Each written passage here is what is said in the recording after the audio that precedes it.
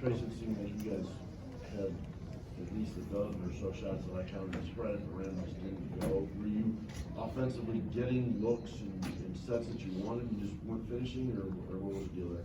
Yeah, I think that we had a few runs in the game, but every time we got close, they pulled away. It was really just defensively. I think it was more of our defense that we gave up 80 points at home. That's something that can't happen. So we just got to go back to work, honestly, tomorrow and get ready for Penn State, which is our next game. So. Trayce, how do you explain some of the lines they put you in defensively too? With, sometimes you have to double Dickinson. It seemed like they rotated 3-point line and knocked down their shots, or were the rotations late, or what were some of the factors that were going into it?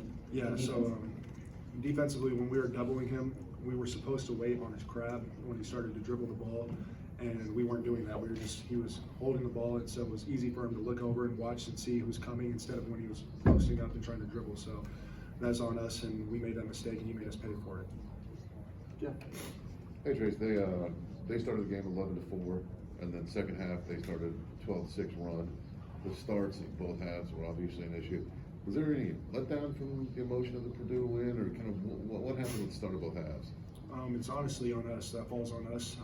It's our home court, and the starting five, we need to regroup and we need to figure that out, because it's unacceptable, honestly, to come out with no motion and no drive. And like when we were at the Purdue game, that second unit really helped us and got us going with Trey and all of them blowing up ball screens and stuff like that on defense. And when our starting five is our starting five for a reason, so we got to figure that out. I just wanted to go back to some of the issues with rotations. Obviously, you mentioned what happened when it got in the middle, but it seemed like that was a trend that kind of went beyond that in terms of guys. What else happened? Do you think? Yeah, so obviously with Hunter shooting the ball like that, and then our guards getting drilled on screens, we were supposed to switch or veer if they can bat on the ball screen. So basically I take the guy, and then our guard stays up, but they kept thinking that he was rolling, but he was popping, so he was getting wide open shots at the top of the key. So it's just something that we're gonna have to watch on film and then go back over. And then obviously in the double team, like I explained, how he's crabbing. He didn't crab, so he was just turning and looking and seeing the whole floor, and he's watching that double come, so he's just passing to the guy that's double.